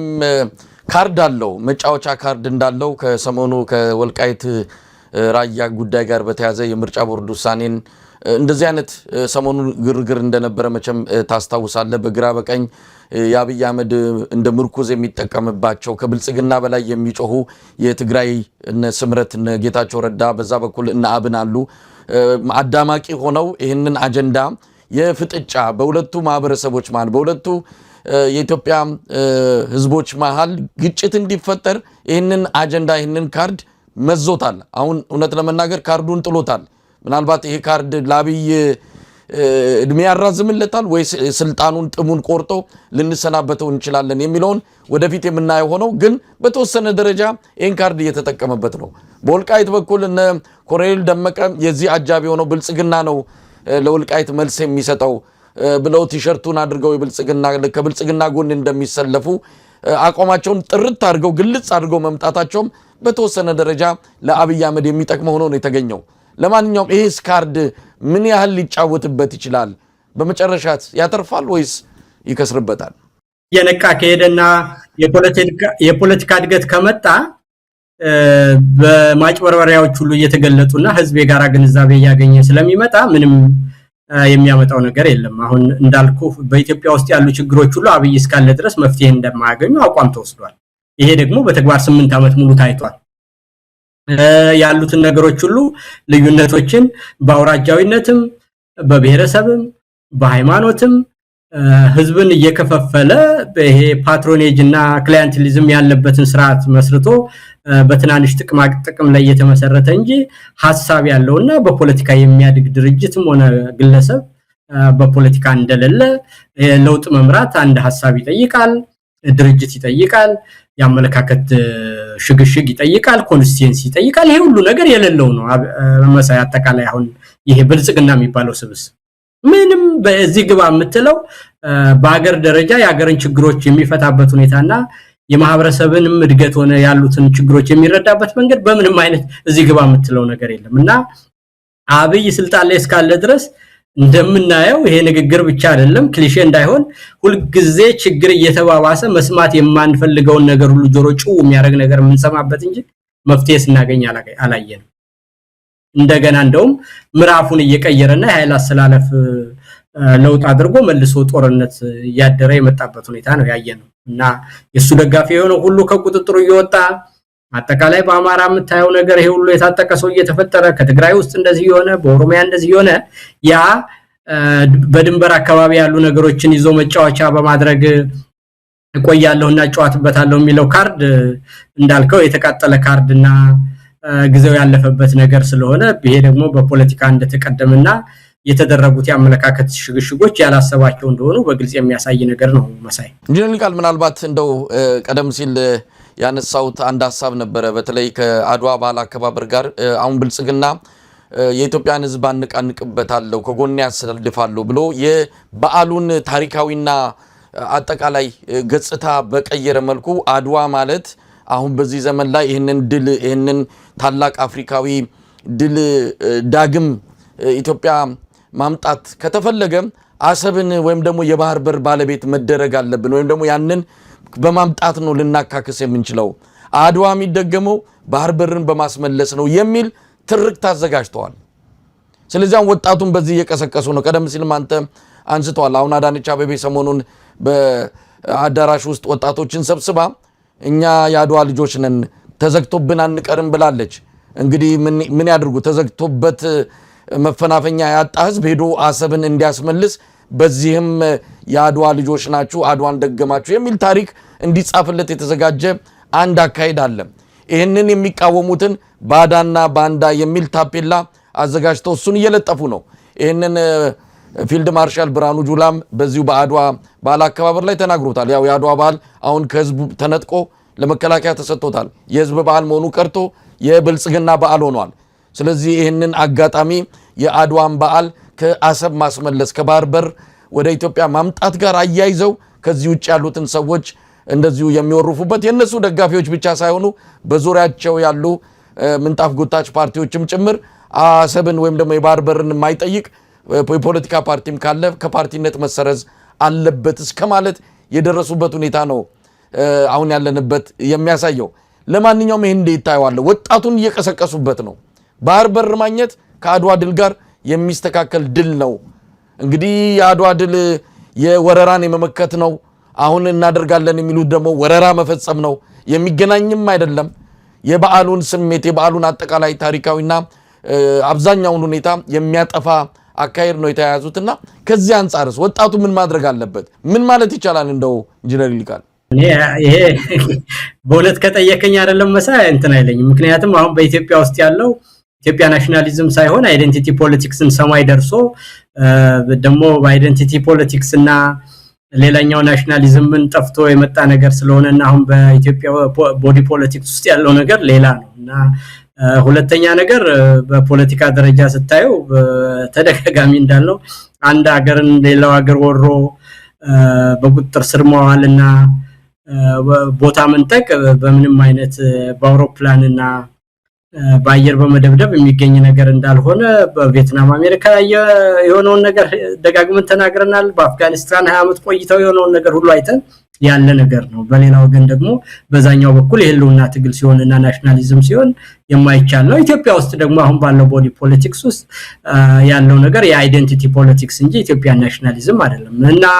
ባንዳነትና ባዳነት የሚለው ከሆነ እኔ ከና አብይ ጋራ አርበኝነት እንደና አብይና እንደና ዳነች ከሆነ ነው የለውበትም ማለት ነው።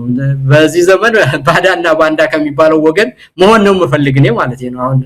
በግልጽ ከነገርከኝ ማለት ነውና እኔ ከና አብይ ጋራ የሀገርን ልጆች መካድ፣ የአማራን ህዝብ በድሮም መጨፍጨፍ፣ የትግራይን ህዝብ በረሃብ መግደል፣ የኦሮሞን ህዝብ አጠቃላይ በሳት መለብለብ፣ ሁሉንም ነገር አሳልፎ ለዓለም አቀፍ ተቋማት ሰጥቶ ህዝብን በኑሮ ውድነት ማሰቃየት፣ ዳህንና ድሆችን አላያችሁ ማለት፣ የሀገር ህዝብ በየጊዜው ሲጨፈጨፍና ሲሞት አላየሁም አልሰማሁም ማለት ከሆነ አርበኝነት ለነሱ ይሄ በዛ ደረጃ ባለው ትርጉምና አርበኝነት ውስጥ እኛ ያለንበትም ማለት ነውና እኛ ከኢትዮጵያ ህዝብ ጎን ነን፣ ከሚጨፈጨፈው ህዝብ ጎን ነን፣ ከትግራይ ህዝብ ጎን ነን፣ ከአማራ ህዝብ ጎን ነን፣ ከትግራይ ህዝብ ጎን ነን፣ ከአጠቃላይ ከኢትዮጵያ ህዝብ ጎን ነን ያለነው። ከኤርትራ ህዝብ ጋር የሚኖረን ግንኙነት በመልካም ግንኙነት ውስጥ ወደብም ካስፈለገ የኤርትራ ህዝብ በሰላምና በመልካም ግንኙነት ከሆነ በመሰረቱ በንግድም በባህልም በቋንቋም በብዙ ሴቶች ውስጥ እየተገናኘን ስንሄድ እኔ ወደብ መጠቀም ኢትዮጵያ ለኤርትራ ህዝብ ይጠቅመዋል እንጂ በምንም አይነት የሚጎዳው ነገር ስለሌለ ወደፊት በተሻለ ሁኔታና በዲፕሎማሲ የምናደርገው ነገር ነው። እሱም አድፋፍቶ አበላሸው እንጂ ኖቤል ሁሉ የተሸለመበት ጉዳይ ነበረ የኤርትራና የኢትዮጵያ ግንኙነትና ያንን ያበላሸ ሰውና ይሄንን ሁሉ ነገር ደግሞ በጦርነት አረጋለሁ የሚል ሰው አርበኝነት ሳይሆን ልም ያለ ማህይምነት ነው። በኢትዮጵያ ነባራዊ ሁኔታ ውስጥ ከትግራይ ህዝብ ጋር ተጣልቶ ከአማራ ህዝብ ጋር ተጣልቶ ከኦሮሞ ህዝብ ጋር ተጣልቶ አጠቃላይ ኢትዮጵያውያንን ሁሉ በኢኮኖሚ ያደቀቀ ሌላ ሀገር ወራለሁ የሚል ካለ በታሪክ ውስጥ ምናልባትም የመጨረሻው አስቂኝ ሰው ተብሎ ቀደም እንዳልኩ ይሄ አሁን ያለንበት ሁኔታ በአጋጣሚ እሱ በታሪክ ወንበሩ ላይ ይቀመጥ እንጂ ኢትዮጵያ በለውጥ ላይ እየተናጠች ስለሆነ በፖለቲካል ዲኬ እየተፈጠረ ስለሆነ ብልጽግናም ሆነ አብይ የዛ ብስባሽ ነገር ደግሞ ባህሪ ሁሉ መገለጫዎቹ ሁሉ እንደዚህ ናቸው። የራሱ አይዲዮሎጂ የለውም፣ የሚመራበት መንገድ ወደፊት አያቅም፣ ጠንካራ መሬት ድረስ ህዝብን የሚደርስና ሰላምና ደህንነትን የሚያስጠብቅ ቀጥታ የመንግስት ሙሉ ቁጥጥር ያለው ስርዓትና ወታደር የለም። ከሁሉም ጋር ይጣላል። አጠቃላይ ስርዓቱ በስብሶ እየወደቀ ያለበት ጊዜ የሚያሳይ ነውና ያ ደግሞ የነበረው ሶሻል ሲስተም እና ፖለቲካል ሲስተም ፖለቲካል ኦርደር ለውጥ ማድረግ ባለመቻሉ በስብሶ ያበቃበትና የዛ በስባሽ ሙጥጫ ፖለቲካል ዲኬ አብይና ብልጽግናን ስለወለደ ወደ መጨረሻው ለመሄድና ኢትዮጵያውያን የምናደርገው ለውጥ መልክ ባለው መልኩ ለማድረግ በጎረቤቶቻችንም በቀጠናችንም አጠቃላይ በሀገራችንም ውስጥ ያሉ የፖለቲካ ቅራኔዎች በተረጋጋና ብስለት ባለው መልኩ የማህበረሰብንም እድገት የዘመኑንም ሁኔታ ያለምን ሁኔታ በዋጀ ሁኔታ እንዲፈቱ ነገን በተሻለ ሁኔታ ለመበየን የሚደረገው ነገር በጥንቃቄ ማድረግ ነው። ያ ደግሞ በጥሩ ሁኔታ እየተሰራ እንዳለ ይታየኛል። የሱን ንግግርና የሰሞኑ እንትን እንደው የማይጣጣምና የማይገናኝ ለዛም የሚወዳደር ባይሆንም የደርግ መንግስት ወደ መጨረሻው ጊዜ የሚያደርገውን አይነት በየሰፈሩ ያለውን ሰው ሁሉ ታጠቁ ያለ የሚናገርበት ተማሪዎችን ሁሉ የትምህርት ቤት ልጆችን ሁሉ ወደ ጦርነት የሚባልበትና መጨረሻ ላይ ሁሉም ነገር የተፈታበት ዘመንና ጫፍ ላይ የደረስንበትን ጊዜ የሚመስል ነው ማየውና እኔ የሚታለል አለ ብዬ አላስብም። ከዛ ይልቅ የአብይ ንግግርም የነሱ በየቦታው መወራጨትም አንዴ በትግሬኛ አንዴ በኦሮሞኛ ሌላ ጊዜ አዘርባይጃን ሌላ ጊዜ ሽማግሌ ነጋዴ ድርድር የሚልከው ሁሉ እንደጨነቀውና ይሄ ደግሞ ቅድም እንዳልኩ በታሪክ ውደት ውስጥ የማይቀረውን ግባተ መሬቱን ለማፋጣን ነገሮች ሁሉ መልክ ያዙ መምጣታቸውን ነው የሚያሳየኝ እንጂ በዛ ሁኔታ የሚታለል ሰው አሁን በዚህ ጊዜ አለ ብዬ ለማለት በፍጹም አልችልም መሳይ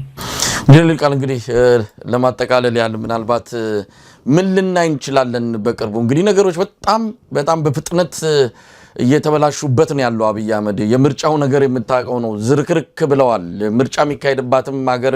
አትመስልም ለምርጫም የሚሆን ምንም ነገር የሌላት ሀገር ናት እንግዲህ ትግራይ ምርጫ አይካሄድም አሁን አማራ ባለው ቁመና ምርጫ ሊካሄድ የሚችልበት ምንም ነባራዊ ሁኔታ የለም ኦሮሚያም ከግማሽ በላይ የሚያካልለው ቀጠና ችግር ውስጥ ነው ያለው ቤንሻንጉል እንደማይካሄድ ከወዲሁ በርካታ ምልክቶችን እያየን ያለ ነው የጦርነት ቀጠና አድርጓታል አብይ ጋምቤላም በተመሳሳይ አንዳንድ የኢትዮጵያ አካባቢዎች እንደዚሁ ምርጫ ለማካሄድ የሚያስችል የጸጥታ ሁኔታ እንደሌላቸው ነው የምንሰማው አብይ አህመድ ግን የትንፍጩ ዱቄቱን አምጩ ምንም ይሁን ምን ምርጫ መካሄድ አለበት ብሎ ሂደቱ ቀጥሏል የምክክር ኮሚሽኑም አሁን የካቲት መጨረሻ እንግዲህ አሁን መጋቢት እየተገባ ነው በኢትዮጵያ የካቲት መጨረሻ ጉባኤ ይጠራሉ ብሎ ነበር ያም አልሆነለትም የትግራይ ነገር ትግራይ በሌለችበት ብሎ አዲስ አበባ ላይ ያመጡ ነበር የትግራይን ጉዳይ አልቻሉም ስለዚህ በሚቀጥሉት 3 ወራት ውስጥ እናደርጋለን አሉ እድሜ ተጨምሮላቸዋል እንግዲህ ከምርጫው በኋላ ይሁን በፊት የምናቀው ነገር የለም ሁሉ ነገር ከእጅ ያመለጠ ነው ያለው የኑሮ ሁኔታም አጠቃላይውን አይተን ምን በቅርቡ ልናይ እንችላለን አብይ አህመድ ተለሳልሶ የሚመጣውን አደጋ አይቶ እንደው ነገሮች ከመበላሸታቸው በፊት በኢትዮጵያ የፖለቲካ ለውጥ ላድርግ ይላል ወይስ እንደዚሁ ውስጥ እንደገባ እንደዚሁ ግትር እንዳለ የኢትዮጵያን ህዝብ ለመከራ የሚዳርግ አጠቃላይ ቀውስ ውስጥ መልሶ ይዘፍቀናል ወይ አይ ከሱ በምንም አይነት ምንም ነገር መጠበቅ አይቻልም በባህሪውም ጤነኛ አይደሉም ይሄ አቅምም ይጠይቃል ብቃትም ይጠይቃል የካራክተር ዴቭዝ እና ኢንቴግሪቲንም የሚጠይቅ ነገር ስለሆነ ካብይ በራሱ ጊዜ አስበው የመፍትያ አካል ይሆናል የሚለው ባለፈው 8 አመት ባየነው ትሬንድና ሁኔታ ለዛ የሚታሰብ ነገር አይደለም ከሆነም የሚሆነው ይሄንን ሰው ያስጨንቆ ወይ ተሰዶ እንዲሄድ ወይ መውጫ መንገድ ተሰጥቶት የበለጠ አደጋ እንዳያመጣ ነገሮችን ለመቋጨት በኩል የሚሆነው ነገር ሁሉ የሚፈጠረው በአሁን ባለው በተቋሚ ኃይሎች በኩል ያለው አጠቃላይ የኃይል አሰላለፍ በኦሮሚያም በትግራይም በአማራም በአፋርም በጋምቤላም በሶማሌም በሁሉም የኢትዮጵያ ክፍል በደቡብ ኢትዮጵያም ያሉ ኃይሎች ነገን መልክ ባለው መልኩ ለማባየን የሚደረገውን ጥረት አጠናክሮ በመቀጠልና ያንንም መልክ ባለውና በተደራጀ መልኩ ግልጽ ባለና በጠራ ሁኔታ ወቅትና ጊዜውን በሚመጥን ሁኔታ ያደገ እንዲሄድና ግንኙነቱ ከፍ ወዳለ ደረጃ እንዲሄድ ማድረግ ብቸኛ መፍትሄ ነው እንጂ በአብይ በኩል 8 አመት ያየነው ስለሆነ ጊዜ በሄደ ቁጥር እየተበላሸና ነገር ሁሉ ከቁጥጥር ውጪ ይወጣ እንደሚሄድ ማመን ያስፈልጋል ይሄንን ካልኩይ በኋላ በዚህ በምርጫ በኩል የሚያደርጉት ሰዎች እኔ ያንዳንድ ሰዎችን ሁኔታ እረዳለሁ በምርጫው ሂደት ውስጥ ህዝብን ማነሳሳት ከቻል ጥያቄዎችን አፍረጥርጠን ማውጣት ከቻለና ህዝባዊ ቢተኝነትን ማፋፋም ከቻል የሚል ሐሳብ እንዳላቸው ገምታለሁ ለኛ ባይነግሩንም ማለት ነው እንደነዛ አይነት ነገሮች ካሉ ጊዜው እስከ ተወሰነ ጊዜ ድረስ ያንን ሁኔታ ማድረግ ሊጠቅማቸው ይችላል ግን እንደው ምርጫ እውነት አድርገው አብይን ለማጀብ በዛ ምርጫም አንድ አይነት ነገር እናገኛለን ወይም በምርጫው መሳተፍ ለኩል ጊዜ እንደሚያደርጉት ነገር አድርገው የሚያዩ ከሆነ በአማራ ህዝብ ደም ላይ በትግራይ ህዝብ ደም ላይ በኦሮሞ ህዝብ ደም ላይ እየተጫወቱ መሆኑን ሊያውቁት ያገባል ማለት ነው ያ የሚያደርገው ነገር አብይን በስልጣን እንዲቆይና የሚደርስብን ውርጅብኝ ሁሉ የሀገር መፍረስ ጭምር እንዲሆን ቀደም እንዳልከው በተለያየ መንገድ እየዋሩ መኖር እንዳልሆነ የጠላትነት ደረጃውንና የጥፋት ደረጃውን ሊያውቁት ይገባል ብዬ ነው አንድ ባለጌ የፈለገውን ነገር ሊያደርግና ሊባልግ ይችላል ግን ያንን ነገር ህዝብ እየሞተ ዝም ብሎ የሚተባበር ሰው ግን የጠላትነት ደረጃው ከዛ ከፍ ያለ ነው የሚሆነው ስለዚህ ይሄንን መንግስት ለማቆየት ብሎ እንጀራ ስለማገኝ ብሎ የሚዋጋ ሰው አብይን ለመሞሸር የሚደርሰው ጥፋት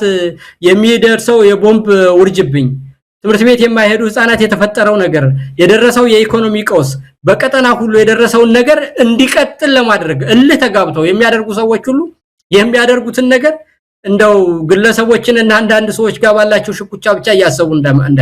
ከህዝብና ከሀገር ጋር በተቃራኒው ተሰልፈው ያንን የመከራ ዘመን ለማራዘም ይሄንን ሰውዬ እየደገፉ እንደሆነ እንዲያውቁት ያስፈልጋል ልክ ቅድም ነጌታቸውን እንደተናገርኩት ማለት ነው መተው አብይ ጋር ተደብቀው እድሜ ልኩን የኖራቸውን ሰዎችና ያን ሁሉ ሰው ካስጨፈጨፈ በኋላ ኋላ ቀር እያለ ይሳደባል አሁን እዚህ መጥቶ ማለት አብይ ጋር ሲሆን የዋት ኋላ ቀርነት ለሱ ተገለጠለት ዛሬ ማለት አሁንም ደግሞ የአማራ ህዝብ የሁሉ በደል ደርሶበታል ሲሉ ኑሮ ዛሬ ሲጨፈጨፍ ኑሮ ከአብይ ጋር ተሰልፌ ምርጫ አድርጌ መፍትሄ ያመጣለሁ ብሎ የሚል ሰው በአማራ ህዝብ ደም እየቀለደ እንደሆነ ይሄ የሚጣሉትን በፖለቲካ ሽኩቻ ላይ የተጋቡትን ከህዝብ ጋር አንድ አድርገው እንዲያዩት የግለሰብ ጉዳይ አይደለም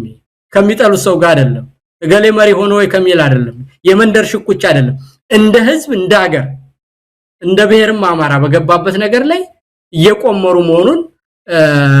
እና ከአብይ ጋር የቆሙ ሰዎች ሁሉ ጥፋታቸው በዛ ደረጃ እንደሆነ ወታደር ይሁን የደህንነት ኃይል ይሁን የፓርቲ መሪ ይሁን ይሄን ስርዓት ለማቆየት በዚህ ደረጃ የሚያደርግ ነገር ሁሉ በእያንዳንዱ ቀን በመትደርስ ጥፋት ሁሉ ትናንትና በሞቱት 30 ሰዎች ከዛም በኋላ በየመንገዱ በቦምብ የሚጨፈጨፉት በየመንገዱ እየታገቱ የሚሞቱት ሰዎች ሁሉ ይሄ ስርዓት እንዲቀጥልና ያ መከራ እንዲዘንብብን እያደረጉ ስለሆነ የሚያደርጉት ነገር በዛ ደረጃ ጥፋት እየፈጸሙ መሆኑንና በታሪክ ፊትም ሆነ በወንጀል በዛ ደረጃ እንደሚጠየቁ ሊያውቁትና ሊረዱት ያስፈልጋል እንደው የፌስቡክ ግርግርና ዝም ብሎ ለተበለት መናገር ተራሽኩቻና ተላፉክክር ብቻ እንዳይሆን የሚያደርጉት ጥፋት በምን ደረጃ እንደሚታይ እኔ እንደው በግልጽ ሊያውቁት ይገባል የሚል ነው የመጨረሻ አስተያየቴ መሳይ በጣም ነው ማመሰግነው ኢንጂነር ይልቃል በወቅቱ የኢትዮጵያ ሁኔታ ላይ በማተኮር በተለያዩ ርዕሰ ጉዳዮች ላይ አስተያየትን ያካፈልክበት መሰናዶ ነበር እንደ ሁሉ ጊዜ ሁሉ ዛሬም በተመልካቾች ስም ከልብ ነው ማመሰግነው እግዚአብሔር ይስጥልኝ መሳይ በጣም አመሰግናለሁ እግዚአብሔር ይስጥልኝ